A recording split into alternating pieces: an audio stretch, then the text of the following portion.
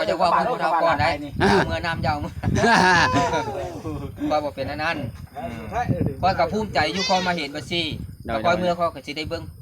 อันนี้เบิ่งคลิปเบิ่งหยังก็ได้อยู่ที่นี่เนาะเบิ่งได้เดี๋ยวลงคลิปเบิ่งแน่อันหน้าว่าจะดีเบิ่งจะดีแม่กดไลค์กดแชร์เอาให้แน่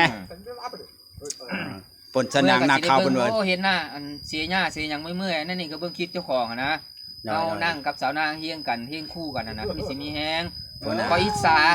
สาตอนเพิ่นนั่งกับพเราก็กับพเราพายนะนั่งกับผู้เฒ่าเนาะเอาขึ้นมาในแม่ขานะแข้งนะนั่งสิแม่นั่งก็ดีแม่เจ้านั่งก็ได้เราเป็นยังเนาะได้แล้วบ่ตกโอ้ดีใจเด้ได้มาเห็นสาวนางนาขาวนาอ้วนเนาะตุยแล้วนะตุยบ่ตุยจนมีพุงเลยนี่ตะกี้ทองเราบ่มีแล้วได้ตะกี้อันใดก็พุงก็ใหญ่อันใดก็ใหญ่เนาะใหญ่มากอันใดก็ใหญ่อันใดก็งามเมื่อบัดนี้สิได้มื้อบ่บัดนี้ฮะสิได้มื้อแล้วสิได้ลาแล้วมื้อใดเฮิงบ่ได้จะได้มาหาสาวนางอีกเนาะก็โทรหากันเบิ่งกันไปก่อนโทรหาอย่าอยู่เฮิงรายใดให้มันจืดมันจางใดเราสิให้มามื้อใดมันออกคือกันเพราะว่าลามเสือกลายมันหลุดได้เนาะมีว่าเจ้าบ่ต้องมาได้ค่อยพอได้จี้ก็จี้ได้เฮ้ยก็มีเงินมีคำก็ห้อยคันแนวว่าตกลงกันก็มาไว้ได้เนาะเว้ากับเจ้าว่าจังได๋ก็มีเด้เนาะแม่นต้องคุยกันเป็นการส่วนตัวก่อนแต่ว่าในจีนในใจยังบ่มีไผดีเนาะสนางเนาะยังบ่มีดอกสนางบ่เคยคุยกับเว้าเลยโอเคมีอยู่ว่าสนางคุยกับไผคุมื้อนี่มีอยู่บ่จะถามเจ้าบ่จุดีดูบ่มีแม่นบ่ยังบ่มี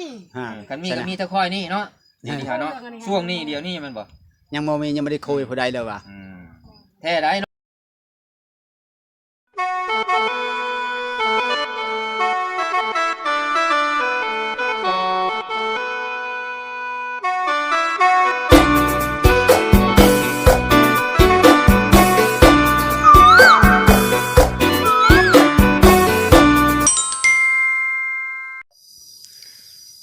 กับสบายดีหรือว่าสวัสดี FC พังไทยพังลาวหรือว่า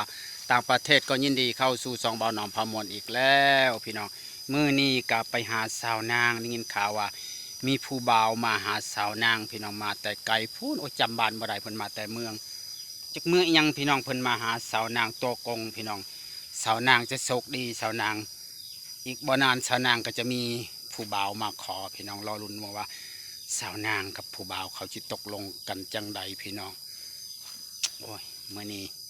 สาวนางจะโชคดีแล้วพี่น้องมีคนมาหาบุกถึงบ้านเลยพี่น้องมาแต่ไกลสมควรพี่น้องปะ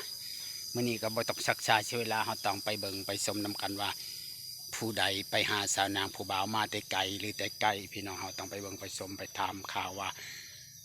เขาจะตอบจังใดสาวนางกับผู้บ่าวเขาจะตกลงกันยังไงหรือว่า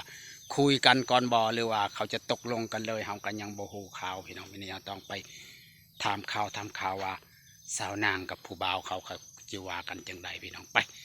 ต้องศึกษาเวลาเราต้องไปเบิ่งไปชมน้ำกันเลยชาวนางเนาะมาฮอดจอดถึงเลยเป็นจังไดมาเห็นชาวนางแล้วเป็นจังไดรู้สึกเป็นจังไดรู้สึกดีใจภูมิใจได้เห็นแม่เฒ่าได้เห็นแม่เว้าหั่นเว้านี่ว่า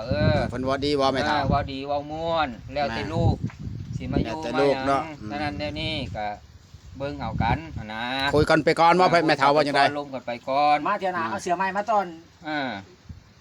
เบิ่งซ้ำใดซ้ำนี่บ่เสียงงามๆให้ลูกสาวบ่ได้จักปีว่า6ปีบ่เท่านั้นจักปี4 ปีใหญ่ไวเนาะสิบอกไม่ค่าเนาะ5 ปีจะบอกไม่ค่าที่5 ปีแล้วป่ะประมาณ4 ไปได้ลูกสาวงามบ่ลูกสาวก็งามแม่งามลูกก็งามลูกสาวเรางามได้ข่าวคือแม่เนาะผู้อย่าบอกได้ว่ามักแต่แม่บ่มักลูกนะบ่มักคือกันแม่กับก็แห้งมักแล้วลูกแบบมักเด็กน้อยบ่นี่น่ะโอ้ยแม่ลูกจะมาให้ไปได้ทุนเอากับคนบ่ให้เนาะถ้าไปเยี่ยมพยายามได้อยู่ที่พ่อใหญ่พยายามได้เนาะไปเยี่ยมพยายามไปลิ้นนี่เบิ่งในพวกพ่อใหญ่เราว่าโอ้ยบ่ได้มาให้ไปได้เราเพลงกันคุยกันไปก่อนพอเฒ่าเขาก็บ่ดีได้ครับไปเยี่ยมพยายามนี่คืออยู่เพิ่นเขาจะมาในใจจักได๋เมื่อนำบ่แล้วเนาะบ่กะบ่นั่นปานนั้นดอกยันไห้โลดเฮาว่ายันพ่อใหญ่ไห้น้ำตาจะว่าผู้เฒ่าก่อนได้เมื่อน้ำเจ้าว่าบ่เป็นอันนั้นก็กับภูมิใจอยู่คอยมาเห็นว่าสิก็คอยเมื่อเขาก็สิได้เบิ่งอันนี้เบิ่งคลิปเบิ่งหยังก็ได้อยู่ที่นี่เนาะเบิ่งได้เดี๋ยวลงคลิปเบิ่งแน่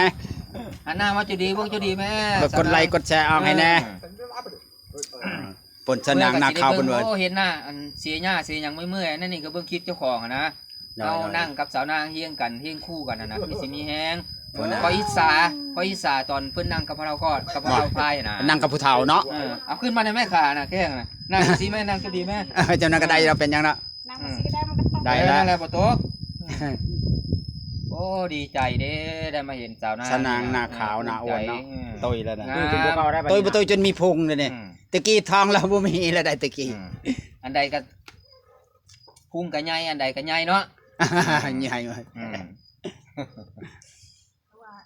อันใดก็ใหญ่อันใดก็งามเมื่อ บัดนี้สิได้มื้อบ่บัดนี้ฮะ สิได้เมื่อแล้วสิได้ลาแล้ว เมื่อใดบ่ได้จะได้มาหาสาวนางอีกเด้เนาะ ก็โทรหากันเบิ่งกันไปก่อนโทรหา อย่าอยู่เฮิงรายใดให้มันจืดมันจางใด เราสิให้มามื้อใด มันออกคือกันคือว่าลามเสือกลายมันหลุดได้เนาะ หรือว่าเจ้าบ่ต้องมาเด้ค่อย พอได้จี้ก็จี้ได้เฮ้ย ก็มี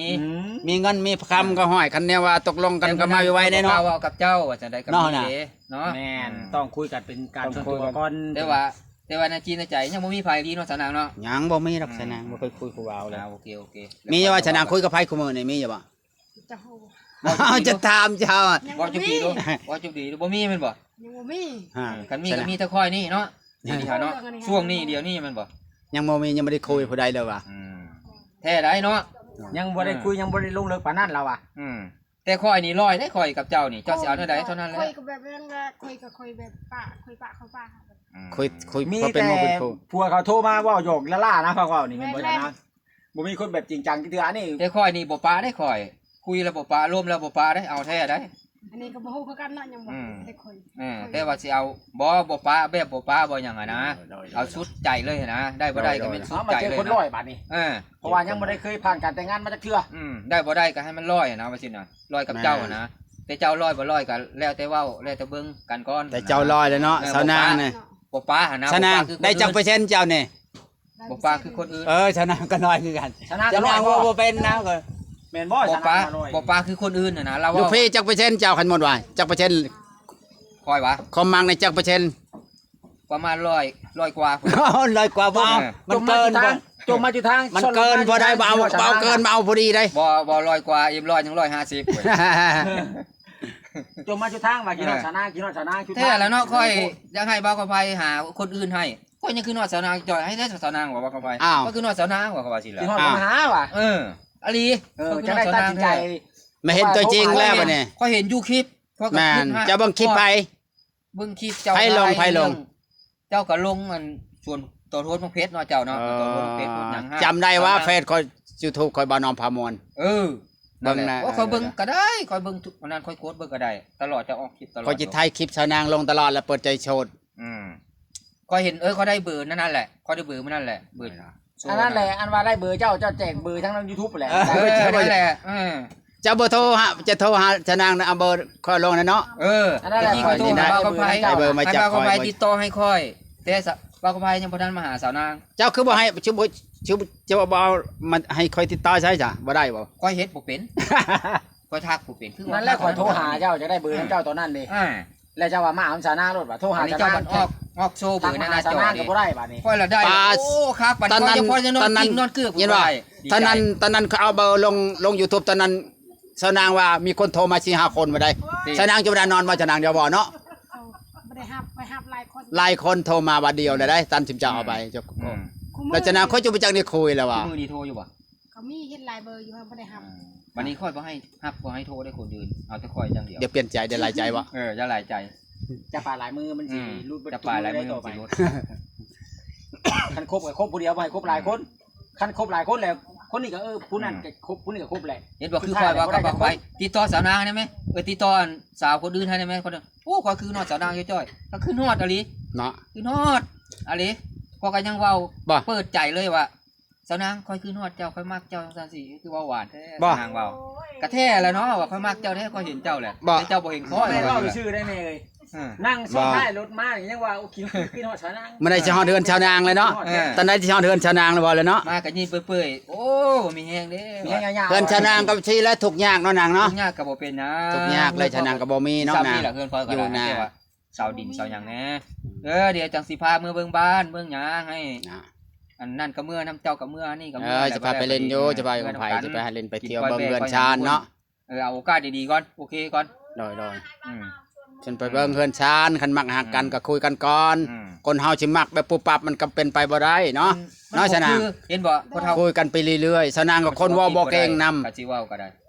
เห็น ส มาแล้ นาว งเว้าบ่เป็น เห็ แบบนี้แหละสนางสลืออยู่ เห็นมาแล้วอันที่เว้าอันนั้นน่ะหลายๆก็มันก็มีจนว่าสิอันนั้นพูดแหละ คนนั้นน่ะเอาบ่จะเว้าเอาได้แล้วบ่ได้การแล้วบ่นี่ ได้บ่มีหยังเลย อ่า จะลายสนางเด้อสิมื้อแล้วก็มาลา เอาล่าวันนี้ บอกกันได้ก็จะนะ โดย สิบอกไว้ได้บอกสนางได้สิบอกสนาง ให้สว่างเด้อ เอา โดยขอให้สว่างเด้อในครูนี่เด้อ เอา ให้สว่าง ลายซอง บ๊า นี้เด้อ ยบายชานาง เอาได้มันนี่บ๊ายบายนะ